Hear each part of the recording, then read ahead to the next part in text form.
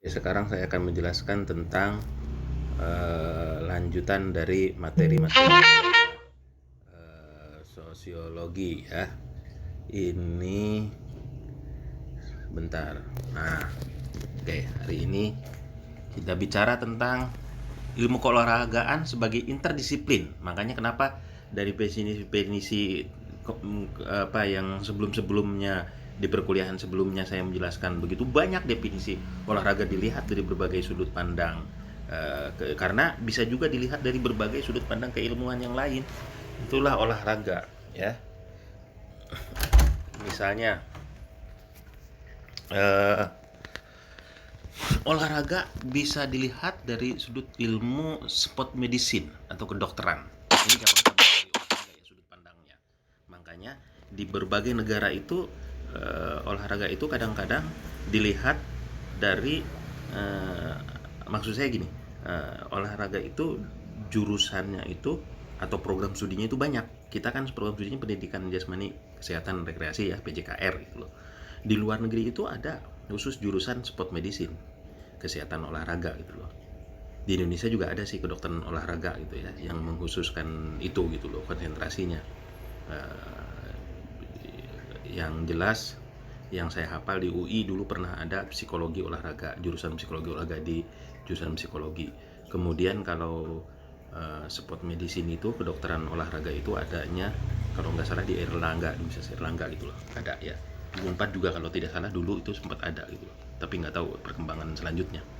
Oke ya. Kemudian dilihat dari psikologi tadi saya sudah jelaskan di UI dulu itu ada psikologi olahraga jurusannya. Di Indonesia itu sudah ada juga. Di luar negeri ini semua jadi program studi.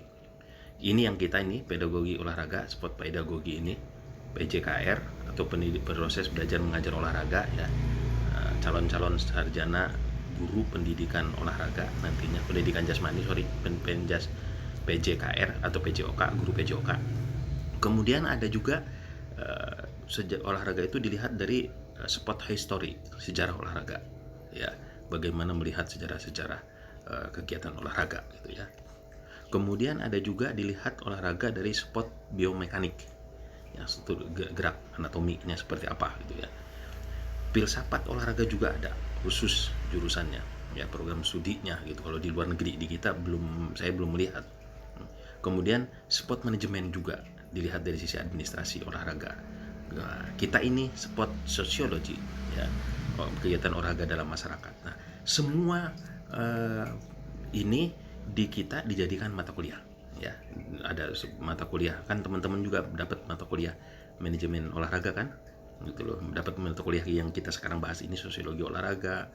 Kemudian dasar sapah juga ada gitu ya. Kemudian ilmu faal kita belajar di situ lebih menjurus ke bagaimana olahraga dilihat dari sisi kedokteran gitu ya. Nah, biomekanik kita juga ada kuliah gitu ya. Oke. Mengapa olahraga menarik? Barangkali hal-hal berikut ini yang menyebabkan olahraga itu menarik. Pertama adalah culture demand, tuntutan budaya. Jadi ketika orang ramai mulai berolahraga, contoh misalnya masa pandemi ini sekarang orang senang berolahraga, akhirnya sepeda laku di mana-mana. Tuntutan budaya, jadi budaya sekarang orang bersepeda.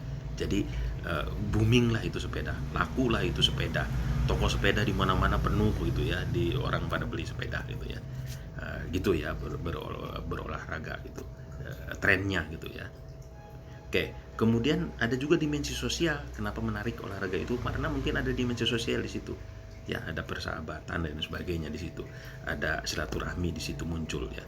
Kemudian bisa jadi juga olahraga karena untuk surplus energi ya, yang anak yang nggak mau diem, anak yang pengen aktif terus bergerak gitu, kalau nggak olahraga itu malah jadi pegel-pegel seolah-olah. Makanya dia pulang kerja masih mau melakukan aktivitas olahraga gitu ya. Mungkin juga olahraga kenapa menarik karena ada unsur rekreasi di situ.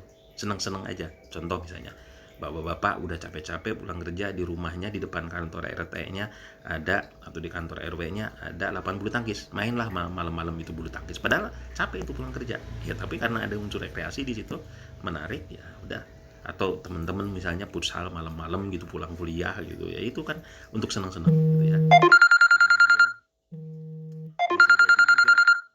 Sebentar, saya matikan dulu. Oke, bisa jadi juga olahraga itu ada industri modern di situ muncul. Kenapa menarik olahraga? Karena ada industri di situ. industri modern ya. Makanya laku tuh pakaian-pakaian olahraga, sepatu olahraga segala macam yang banyak mengembangkan adalah Jerman ya. Kemudian ada juga penyaluran rasa agresif ya, rasa agresif. Jadi apa namanya, apa sebetulnya hampir sama dengan surplus energi tadi yang belum tersalurkan karena masih pengen aktif bergerak gitu ya. Kemudian manfaat fisik bisa jadi juga ada manfaat fisik gitu di situ olahraga itu. Misalnya orang yang tadinya sakit harus berolahraga gitu, ada untuk kesehatan fisiknya. Jadi itu ya, ilmu olahraga itu sebagai interdisiplin bisa dilihat dari berbagai sudut pandang. Oke, saya lanjutkan. Nah, sekarang kita pembahasan ke sosiologi olahraga yang sendiri. Lebih spesifik kita akan membahas sosiologi olahraga. Kedepannya kita nanti akan bicara banyak. Seperti yang saya sering berulang-ulang sampaikan, kajian-kajian olahraga dilihat dari berbagai sudut pandang. Ideologi, politik, sosial, budaya gitu ya, gitu. Pokoknya ibarat-sosbud. Sosiologi olahraga itu sebetulnya membahas tentang kajian-kajian paling tidak 3 hal ini. Penelitian dan teori-teori olahraga. Jadi teman-teman apakah boleh meneliti yang kaitannya dengan sosiologi olahraga? Boleh. Contoh misalnya olahraga tradisional, bagaimana olahraga masyarakat, kemudian bagaimana kegiatan, banyak skripsi yang sudah dilakukan yang sudut pandangnya dari sisi sosiologi. Misalnya bagaimana apa namanya, tempat olahraga rekreasi misalnya di pantai, itu sudah pernah ada juga yang meneliti gitu ya, kajian-kajian dari sisi ekonomi dan olahraga pantainya gitu ya. Jadi itu. Kemudian sosiologi khusus yang kaitannya dengan kehidupan masyarakat ya, tindak apa namanya tadi misalnya kajiannya olahraga tradisional berkembang di masyarakat misalnya. Nah, itu khusus yang ada di masyarakat ya. Kemudian tindakan olahraga dalam masyarakat, seperti apa kegiatan olahraga itu di masyarakat ya. Bisa juga dikaji dari sisi lainnya, bagaimana budaya olahraga di satu daerah gitu misalnya, itu bisa tindakan olahraga dalam masyarakat ya. Kemudian bidang gerak sosiologi olahraga dan masyarakat, nanti kajiannya ke situ. Olahraga dengan penelitian kelompok, nanti juga akan membahas di bab akhir tentang olahraga dan kelompok. Kemudian olahraga dan organisasi olahraga, bagaimana olahraga dengan organisasi olahraga, kita akan membahas juga. Kemudian aspek sosiologis olahraga yang kaitannya dengan kehidupan di masyarakat, apa itu olahraga dengan ekonomi, olahraga dengan politik, dengan budaya, dengan agama dan sebagainya ya. Nanti kita akan membahas juga itu yang sering saya sampaikan seperti itu ya.